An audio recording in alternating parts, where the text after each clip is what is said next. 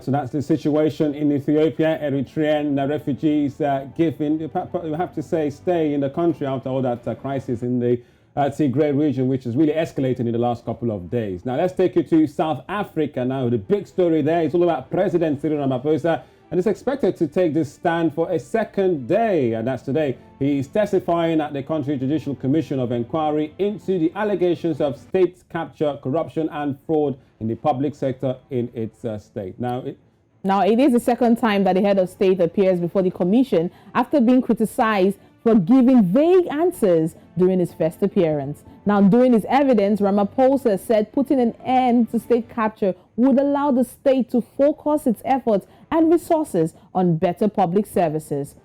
Well, joining us this morning is journalist and editor Candice Bailey, a regular on Breakfast Central. Candice, good morning. Welcome back to Breakfast Central. There were some really explosive moments in the testimony yesterday. Can you give us some of the highlights briefly of that appearance by Ramaphosa?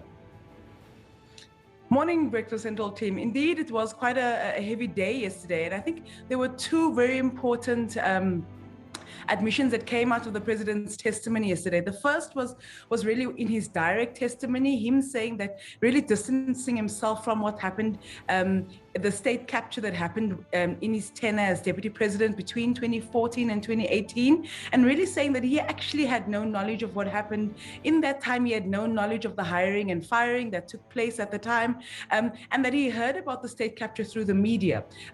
He also gave some explosive testimony saying that, at one point he had threatened to resign when a specific finance minister had been appointed very irregularly over a weekend. He had threatened to resign, and that was something that we didn't know.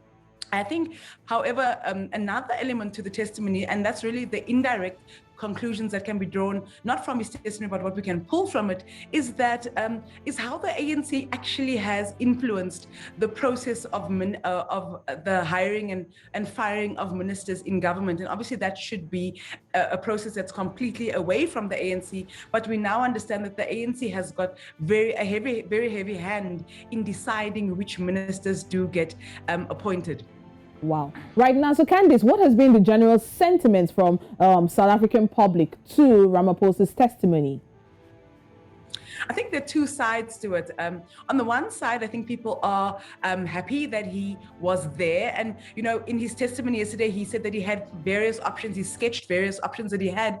But one of the main options he said he had was really to stay in office and to resist state capture so that, the forces that were involved in state capture didn't overrun the entire government. And that's why he stayed and tried to fight it from inside. And I think that there's a sentiment among some people that it was a good move and that we needed, the country needed somebody like Ramaphosa to make sure that it doesn't degenerate any further. On the other hand, I think there's also a sentiment among people that actually he wasn't really answering the question. He was trying to dissolve himself of any wrongdoing, and that actually he's part and parcel of the African National Congress and the decisions that are made. Well, Candice, it is quite bizarre because just talking about the reaction, I was looking at the front page this morning, even on the breakfast of South Africa, and the Sowetan paper, where it was a big slap. And when the editorial says he came, he saw and did nothing. Candice, beyond the public and what this reaction of some South Africans, what are other political parties saying about this? And I look at that front page spread. It pretty much says it all, doesn't it?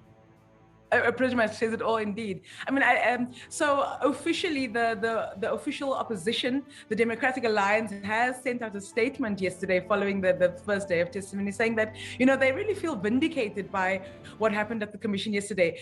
One of the things that really emerged was, as I said to you, the way the ANC was involved in what they call cadre deployment, and really ensuring that their cadres get significant positions within the government. And what the DA says is that that they feel completely vindicated by this. They've been on a campaign to expose this. And in fact, their statement says that they now are considering taking further legal action to make sure that minutes from the ANC's deployment deployment committee come to the fore. What happened yesterday is that President Cyril Ramaphosa said that he didn't have minutes from the time that he was the chairperson of the committee, which was I think it was 2011 to 2017. He said he didn't have the minutes of those meetings because there were just too many meetings. But they are now going to go to court to try and force the hand of the ANC to get those minutes. So quite a lot happening in terms of them trying to expose the ANC further, but also the ANC showing itself through its minutes that were now subpoenaed to the State Capture Commission.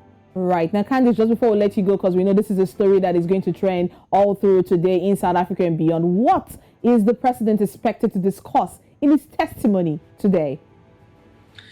So today, the president, yesterday, the president spoke in his capacity as deputy president, and today he really speaks as president of the country. The testimony is continuing based, and the cross-examination and will obviously continue based on yesterday. We started getting into the parastatals of our country, our Transnet, our rail parastatals, and our energy parastatals. So I think that testimony will continue today, but I think that the president will also provide some insight into his measures as president, how he handled state capture and the legacy and how the legacy that left him when he then took over the reins as president and how he had to handle that. Obviously, there will be some cross-examination. As I said, the State Capture Commission does have the minutes of the ANC's deployment committee, and he may be forced to answer some more questions on the deployment committee and how he handled those recommendations from that committee while he was president of the country. So surely a lot more is going to come out of the State Capture Commission today. All right, let's hope that when he comes, he says something and does nothing. All right. Thank you very much, Candice Whaley, all the way from South Africa, giving us the latest on Ramaphosa's appearance at the Zondo Commission. Thank you, Candice, once again. Thanks, Breakfast Central.